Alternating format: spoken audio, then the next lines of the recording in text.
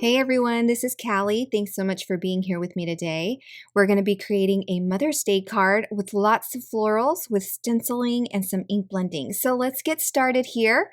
I've got the Spring Blossom stencils and it comes in a set of 3 and we're going to be ink blending each layer. Super simple actually. I'm not going to be doing very much shading. There are 2 layers for the flowers, so that will be straightforward.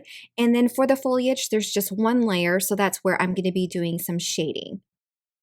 I'm using my waffle flower stencil mat here to help me hold my stencil and cardstock in place. I'm just going to push it towards the corner there so nothing moves, and that'll help me ink blend without too much trouble.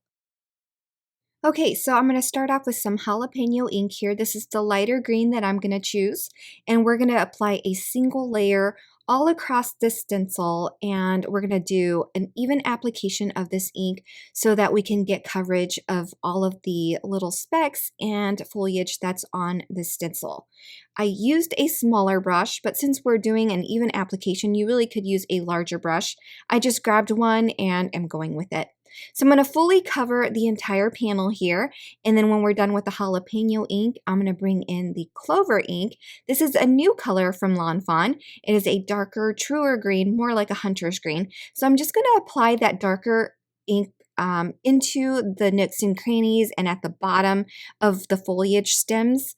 So that way we could see some contrast between the light and the dark. And once we lift away this stencil, you'll see more of that shading, and it really increases the contrast for the stems, and it really, I think, adds a lot to the ink blending. Now that we're done with this foliage layer, I'm going to go ahead and begin with the flowers. I'm going to be working on the larger blooms so that I can blend with a lighter pink first, and then I'll bring in that second layer with the more details of the flowers with a darker pink. I'm using Peachy Keen for my first layer here, and just like with the foliage, I'm applying an even amount of ink all over the stencil and just making sure I get full coverage of all those little tiny dots and speckles on this layer. My second layer is going to use Guava ink. It's a little bit darker, and I'm going to use a little bit of a heavier hand to get that color a little bit more saturated on my card panel to show more depth on these flowers.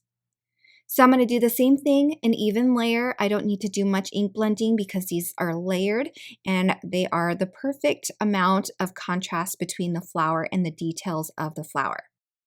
And now we are done with the background. As you can see, because I butt up that paper into that stencil mat, we have a little border here on our ink blended panel. So I'm just going to be chopping that off. It's a perfect 1/4 inch. So I'm just going to cut off some at the sides and bottom, and now we can form our infinity shaker. So for infinity shakers, I like to use stamp and die packaging. So I've got one that's the perfect size here. You just want it about a 1/2 inch bigger all the way around. And I'm going to trim down this and cut off all of the sides and edges. And then you'll end up with 2 sheets of cellophane. And I'm just going to peel off that little sticky portion that I don't need on this one. And then we can set that aside for another project in the future. To make our infinity shaker, we just need to wrap this cellophane around our background panel.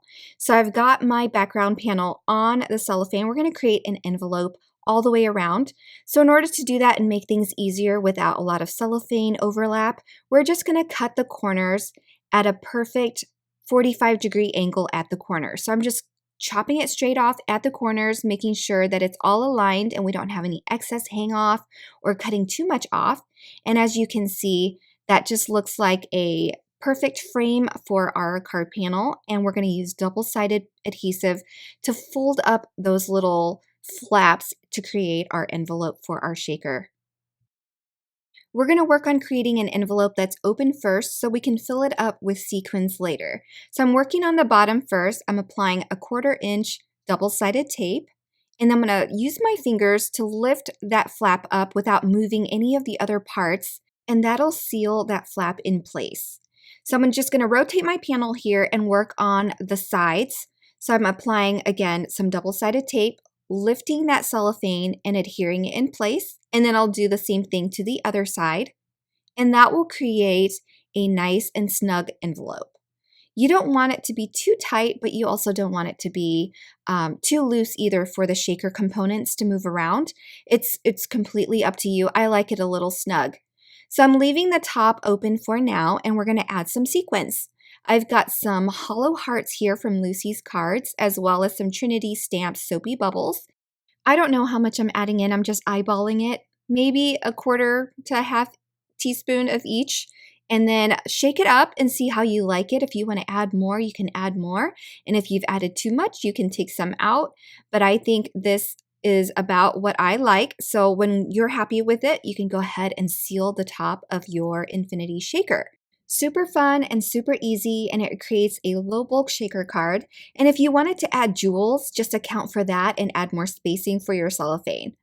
Okay, so once we're done with our background shaker panel, we can go ahead and adhere it to a card base. You can do this at the very end. I'm just going to go ahead and do it now.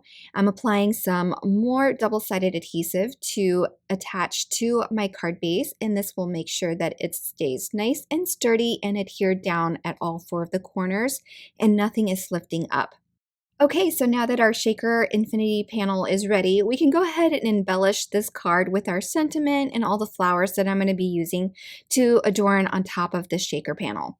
So I've die cut the giant Happy Mother's Day die 3 times, twice in white for stacking, and then once with Guava Cardstock.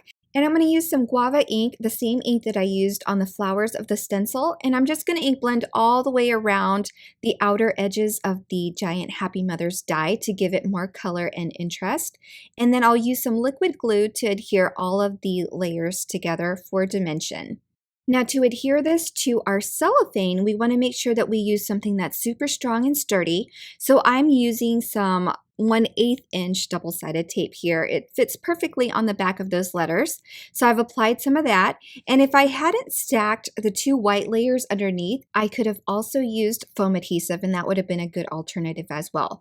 But I definitely don't recommend liquid adhesive to adhere things to cellophane. It just doesn't dry quick enough, and your die cut elements are going to be moving around, and that might cause a mess. Next, I have all of these flowers and foliage from the Magic Iris Floral Wreath. There are some loose dies from the die set that I love, so I went ahead and die cut some in Ballet Slippers, Guava, Cilantro, and Sunflower cardstock. And now I'm just adding some color. Same as I did with the stencils, I'm just applying some of the colors in the lower half of all of the flowers and foliage to give them a little bit more dimension. And you certainly don't have to complicate your card and do this step here that I'm doing. I'm adding a bit of foam adhesive to the center of all of the flowers to add those yellow flower centers. It just creates a little bit more dimension, not completely necessary, and you can totally skip that part if you want to. I'm going to pull in my card now, and we're going to use some strong double-sided adhesive tape again. This is the 1/8 inch, whatever fits on the back without showing too much. And if it does overlap a little bit, you can just kind of move it with your fingers to get it off the openings of the spaces. I hope that makes sense. Anyway, I am applying the flowers in areas all around my sentiment here to create little floral sprays around my sentiment. And I do that with the large flowers first, and then I'm going to fill in with foliage, tucking them underneath the larger flowers, and then finishing by adding the smaller tulip flowers all around. And they're kind of just floating around the foliage since they don't have stems. Well, that finishes my card for today. I hope you enjoyed this Spring Blossoms Mother's Day Infinity Shaker card. I appreciate you spending time with me and hope you all have a wonderful day. Bye, everyone.